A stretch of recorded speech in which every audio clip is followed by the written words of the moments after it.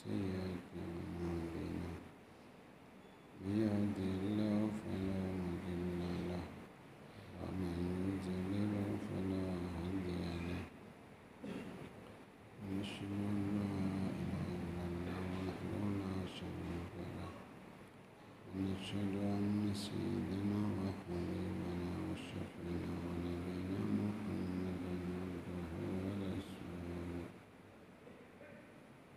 صلى الله عليه وعلى آله وأصحابه وأزواجه وذرياته وأهل بيته وسلم تسليما كثيرا كثيرا. أما بعد فأعوذ بالله من الشيطان الرجيم. بسم الله الرحمن الرحيم. واعتصموا بحبل الله جميعا ولا تفرقوا. صدق الله العظيم.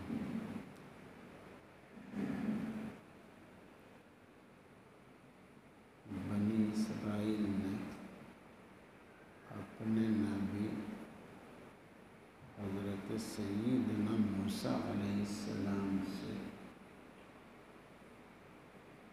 عرض کیا کوئی دستور عمل چاہیے، کوئی آسمانی کتاب چاہیے جس پر ہم عمل کریں۔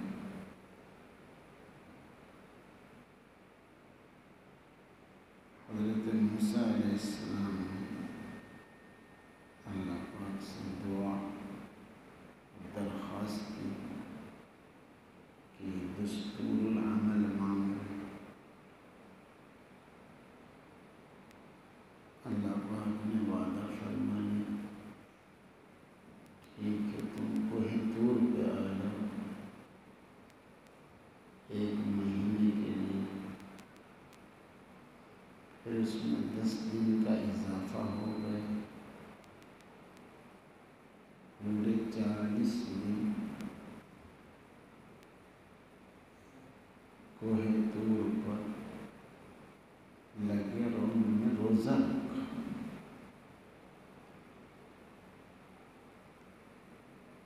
اس کی تفصیل میں لکھا ہے کہ روزہ رکھنے سے شریعت کو سنبھالنے کی صلاحیت آتی ہے۔ روزے کے جہاں اور بہت سارے فوائد ہیں، فضائل ہیں، یہ خاص فضیلت اور خاص فائدہ کے اندر میں شریعت کو سنبھالنے کی صلاحیت اور قابلیت آتی ہے۔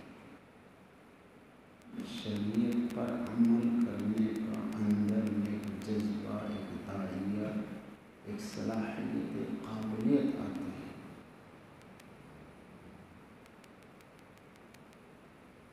اور بھی بہت سارے فائدے ہیں جن کے تذکرے آپ حضرات سنتے رہتے ہیں۔ پہلے حضرات درمیان میں بھی بغیر رمضان کے بھی بہت کثرت سے روزہ رکھا کرتے تھے۔ اب آہستہ آہستہ ساری چیزوں میں سستی آتی جا رہی ہے، شریعت کی طرف طبیعتیں بہت کم چل رہی ہیں۔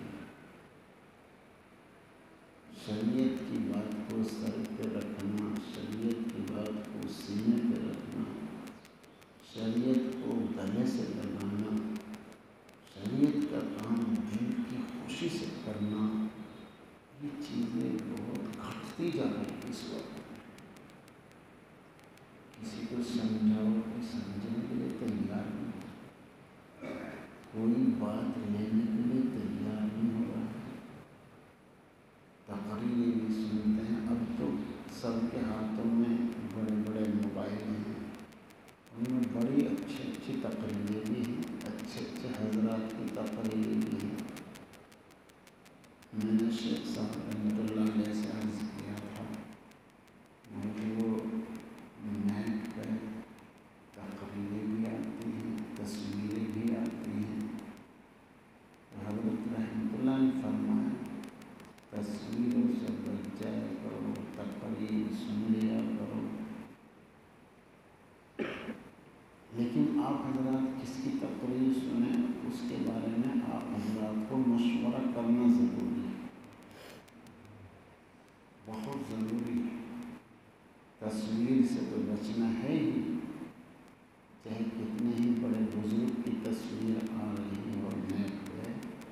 تصویر تو کسی کی نہیں دیکھنی، تقریر بھی، تقریر کیا تھان رحمۃ اللہ نے فرمایا اگر کتاب بھی خریدنی ہو تو پہلے مشورہ کر لو، کسی کتاب کے بارے میں تمہیں علم ہے تو پہلے معلوم کر لو یہ کتاب خریدنی ہے کہ نہیں خریدنی ہے، یا تم مطلق معلوم کرو، کوئی کتاب لینا چاہتے ہو تو معلوم کرو کون سی کتاب خریدیں۔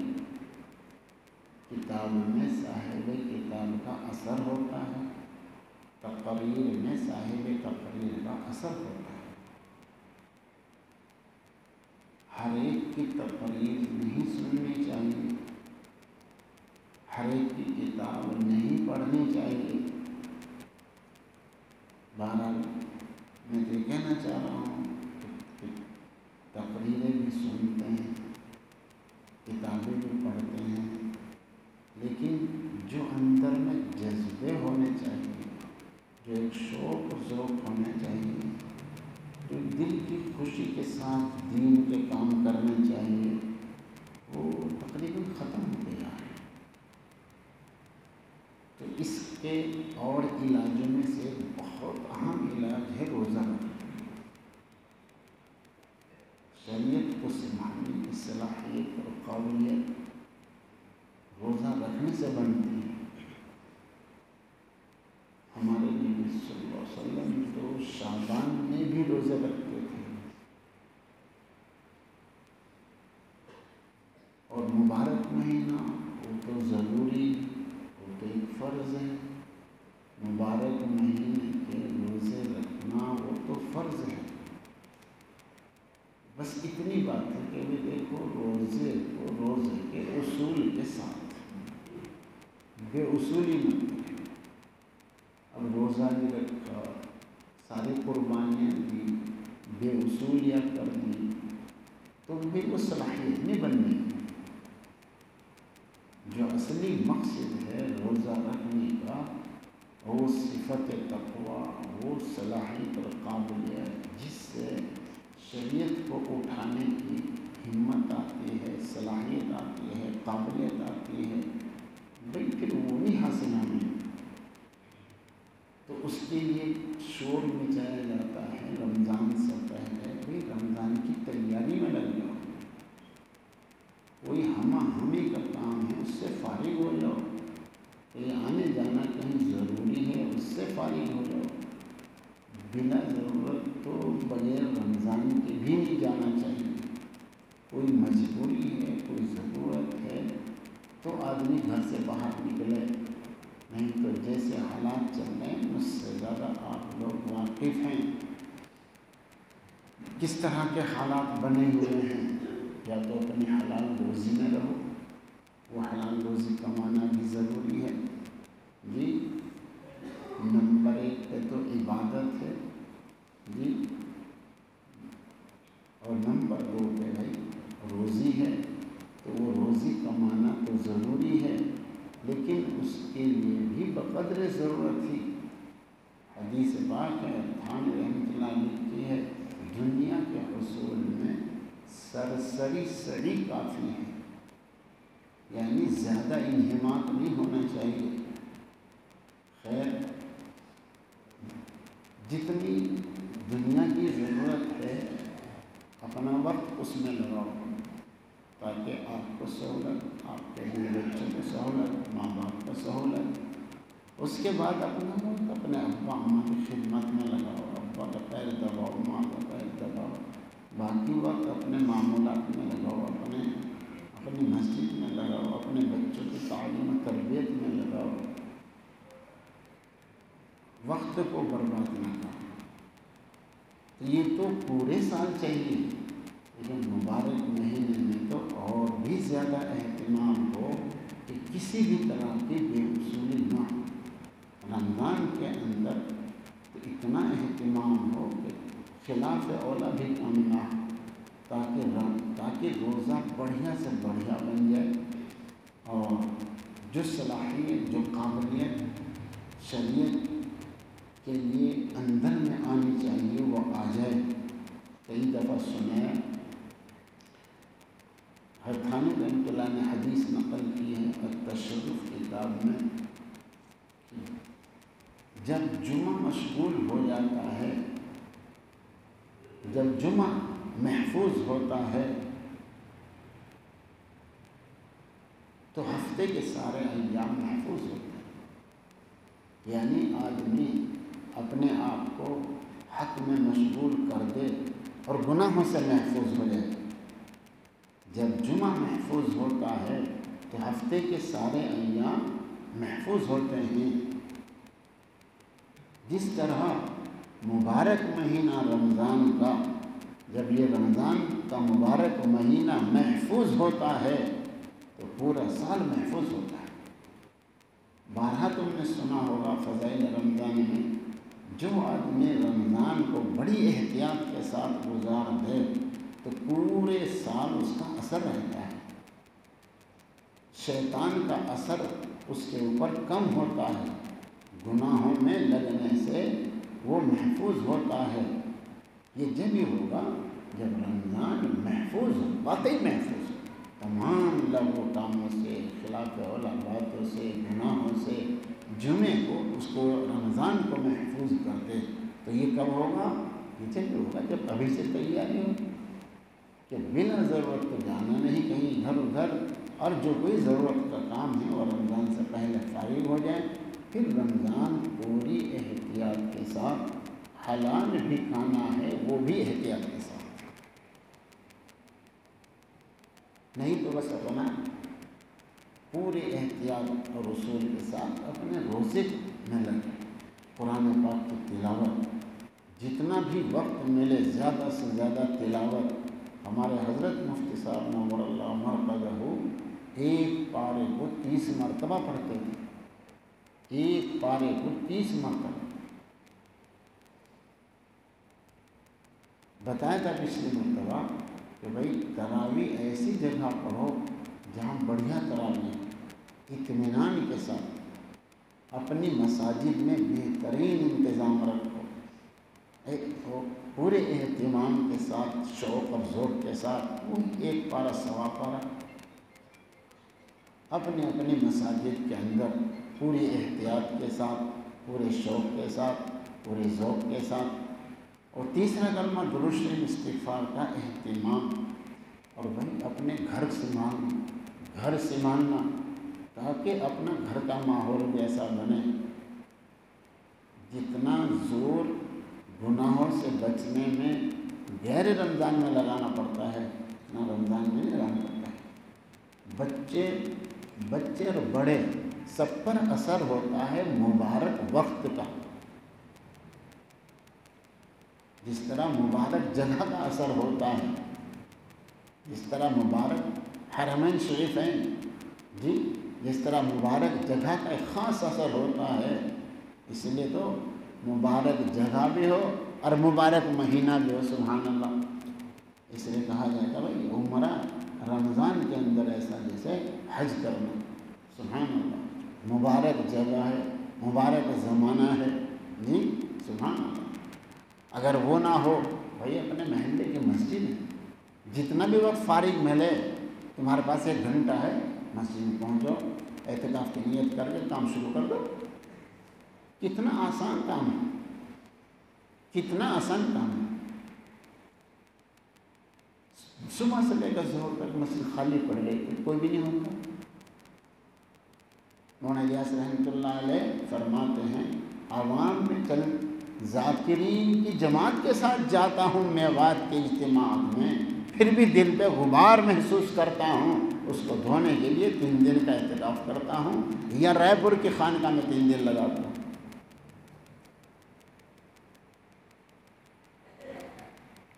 جب ذاکرین کے جو ساتھ ہو اس کا حال یہ ہو تو ہم جیسے کا کیا حال ہوگا جو رات دن نیٹ کے ساتھ رہتے ہیں، تو ہمارا کیا حال ہوگا، ہمارے دلوں کا کیا حال ہوگا، تو ہمیں کتنی ضرورت ہے۔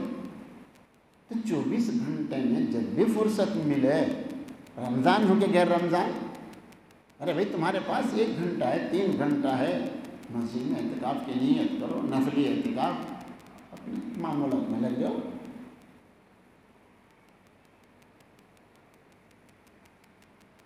کم از کم جمعے کے دن میں سویرا پہنچ جاؤ، اعتکاف کی نیت کر لو، 3 گھنٹے ہی پورے کر دو۔ رمضان میں جتنے اپنے آپ کو عادی بنا لو گے، پورے سال اس کا اثر رہے گا۔ گناہوں سے بچنے کا عادی بنا لو، کام کرنے کا اپنے آپ کو عادی بنا لو۔ بہت مبارک مہینہ آ رہا ہے، ابھی سے اس کی تیاری کر لے کہ بھائی پورے انہماک کے ساتھ اصول کرنا ہے مبارک مہینے۔ ایک عزم ہو، ایک ارادہ ہو پختہ۔ ایسے نہیں بس جہاں تیز پڑھتے ہیں وہاں جا کے پڑھ لیں گے، یا کہیں جہاں 5-7 دن میں پورا ہو رہا ہو وہاں جا کے پڑھ لیں گے۔ یہ خانہ پوری نہ ہو، خانہ پوری کرنے سے کوئی فائدہ نہیں ہے، اس کے وہ اثرات نہیں ہوتے ہیں۔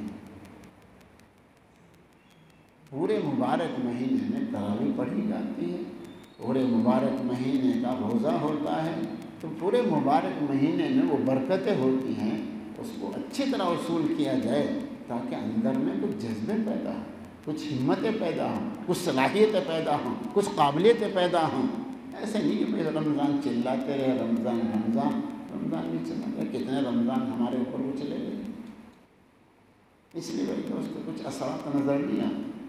بھائی رمضان اس لیے آتا ہے کہ بس رمضان میں پڑھیو بعد میں چھوڑ دیو، رمضان اس لیے رمضان میں تو قرآن شریف بھی پڑھ لو، نماز بھی پڑھ لو، اور رمضان کے بعد چھوڑ دو، اس لیے آتا ہے رمضان۔ یہ سب لاپرواہیوں کا نتیجہ ہے بھائی۔ اور کیا بتاؤں اس سے، میں پچھلے رمضان میں بعض سے قصداً پوچھا، ہاں بھائی تلاوت روزانہ قطعی ہو جاتی ہے، جی پائے گی ہو جائے گا۔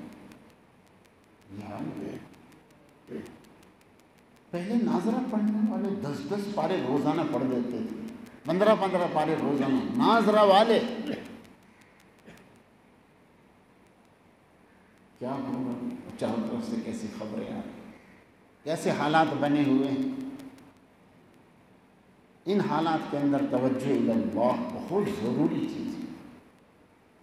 جو توجہ اللہ ہمیں لگے گا، اللہ ان حالات کو اس کے لیے رحمت بنا دیں گے، اللہ تعالیٰ ان حالات کو اس کے لیے رحمت بنا دیں گے۔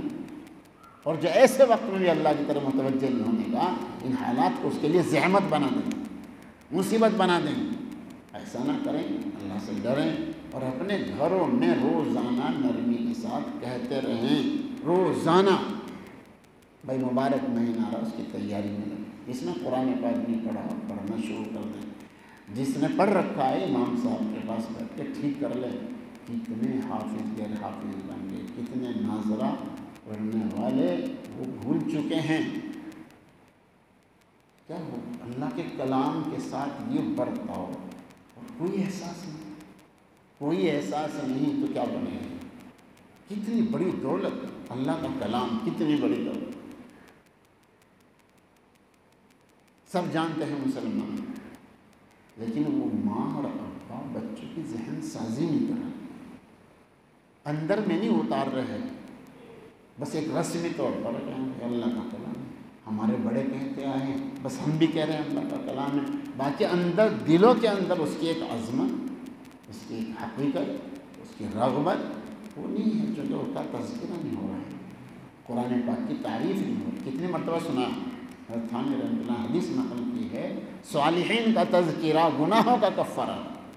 جی، اور آگے کیا لکھا حضرت تھانوی رحمۃ اللہ علیہ نے؟ اس سے صالحین کے اندر میں دلوں میں محبت اور ان کی اطاعت کی رغبت بڑھتی ہے جب صالحین کا تذکرہ ہوتا ہے۔ ارے بھائی قرآن پاک کے بھی تو تذکرہ کر لو، وہ فضائل قرآن چھوڑ دیا، فضائل قرآن چھوڑ دیا۔ جب قرآن پاک کا تذکرہ ہوگا تو اندر میں اس کی عظمت نہیں آئے گی بھائی، اس کیونکہ قرآن پاک کے فضائل کا تذکرہ چھوڑ دیا، اس لیے وہ قرآن پاک کی تلاوت کا کوئی اہتمام، کوئی فکر، کوئی شوق، کوئی ذوق، کچھ نہیں۔ تو قرآن پاک کے فضائل کا تذکرہ کرو، ایک حرف پر کیا ملتا ہے، ایک سورت پر کیا ملتا ہے، ایک قرآن پاک پڑھنے سے کیا ملتا ہے، سورہ فاتحہ پڑھنے سے کیا ملتا ہے، یہ سورہ اخلاص پڑھنے سے کیا ملتا ہے۔ ان کا جب تذکرہ ہوگا تو اندر میں محبت آئے گی اور اس کی اطاعت کی رغبت بڑھے گی۔ اللہ جل جلالہ و منوالہ کی صفات کا تذکرہ نہیں، جب صالحین کے تذکیر پر گناہوں کا کفارہ ہے اور صالحین کے اندر میں محبت آتی ہے اور ان کی اطاعت کی رغبت بڑھتی ہے، اللہ کے بندوں، انبیاء علیہ السلام اور حضرت نبی کریم صلی اللہ علیہ وسلم کے صفات کا جب تذکرہ ہوگا تو اندر میں حضور پاک صلی اللہ علیہ وسلم کا عشق آئے گا۔ جب اللہ جل جلالہ من والوں کے صفات کا تذکرہ ہوگا تو اندر میں اللہ کی محبت آئے گی، اللہ کے قرآن پاک کی محبت آئے گی۔ تو ان کا تذکرہ کریں، گھروں کے اندر جہاں بیٹھتے ہو وہاں پر رمضان کی برکات کا تذکرہ کرو۔ جب لوگ جانتے ہی نہیں ہیں کہ فلاں آدمی کیسی صفات کا حامل ہے تو کیسے مستفید ہوں گے؟ نہیں ہونے، ایک عام آدمی کی طرح سمجھیں گے۔ وہ جب پتہ چلے گا کہ اس کے اندر یہ صفت ہے، لوگ مائل ہوں گے اس کی طرف۔ تو بھائی جب مبارک مہینے کے فضائل کا تذکرہ ہوگا، رمضان سے پہلے ہی شروع ہو جائے گا کہ ایسی برکتوں والا مہینہ ہے، کیا کیا وہ برکتیں ہیں تو پھر رمضان کے اندر میں قدر آئے گی، محبت آئے گی، آدمی اس کے وصول کرنے کے لیے تیار ہوگا۔ اب جو حال رمضان سے پہلے گزرتا ہے وہی رمضان کے اندر، اس کی سب سے بڑی وجہ یہی ہے کہ وہی رمضان کے فضائل کا تذکرہ نہیں، قرآن پاک کے فضائل کا تذکرہ نہیں، اللہ تعالیٰ کے صفاتی نام کا تذکرہ نہیں، حضور پاک صلی اللہ علیہ وسلم کے صفاتی نام کا تذکرہ نہیں ہو رہا ہے۔ جو کام کرنے تھے وہ کام کرنے چھوڑ دیے۔ جیسا آج کی دن بتایا تھا کہ مہمان معلوم کرنا تھا مسلمانوں کو کیا کرنا ہے۔ بھائی جو کام جو کر سکتے ہیں اور مسلمان وہ کام کر لیں، جو کر سکتے ہیں، جن پر کوئی دقت نہیں، کوئی پابندی نہیں ہے، جن کاموں کو مسلمان کر سکتا ہے ان میں لگ جائے دل و جان سے۔ اللہ سے دعائیں مانگے، ایسا مبارک مہینہ آ رہا ہے افطار کے وقت میں دعا مانگے، اللہ اسلام کی حفاظت فرمائے، اللہ اہل اسلام کی حفاظت فرمائے، اللہ مسلمانوں کی حفاظت فرمائے، اللہ مذہب اسلام کی حفاظت فرمائے۔ تہجد میں بلک بلک کے رہنا، تہجد میں تو اٹھنا ہی ہے سحری کھانے کے لیے۔ بھائی دن میں آرام کر لیں، وقت برباد نہ کریں، دن میں وقت برباد۔ عمر رضی اللہ تعالیٰ بہت ناراض ہوتے تھے جو دوپہر میں قیلولہ نہیں کرتا تھا، ویسے ہی وقت برباد کرتا تھا۔ تو دوپہر میں آرام کریں جم کر، اور جو ہے رات میں جاگیں، رات میں اپنا تہجد پڑھ کے جتنی قسمت میں رکعت ہیں پھر کچھ رو لیں۔ وَبِالْأَسْحَارِ هُمْ يَسْتَغْفِرُونَ، آخری وقت ہے، توبہ استغفار کا وقت ہے، توبہ استغفار کر لیں، کچھ تنہائی میں بیٹھ کر کچھ بلک بلک کے رو لیں، اللہ سے معافی مانگ لیں۔ یہ کب ہوگا؟ موت یاد ہوگی جب قبر یاد ہوگی تب ہوگا۔ بھائی مجھے قبر میں جانا ہے، مجھے موت آنی ہے، حشر میدان حشر میں اللہ جل جلالہ والوں کے دربار میں حاضر ہونا، کوئی نہیں بچے، سب کو حاضر ہونا پڑے، اولین آخرین سب وہاں ہوں۔ کسی کا اعمال نامہ دائیں ہاتھ میں ہو تو کسی کے بائیں میں، سوچو اس کو ذرا، جب اس کا استحضار ہوگا بھائی اندر میں کچھ خوف آئے گا، ڈر آئے گا، طبیعت کچھ چلے گی، کچھ تنہائی میں بیٹھو، خود بھی سوچو، تذکرہ بھی کرو، اپنے گھروں میں تذکرہ کرو، اور بھائی خود تنہائی میں بیٹھ کر سوچ لو۔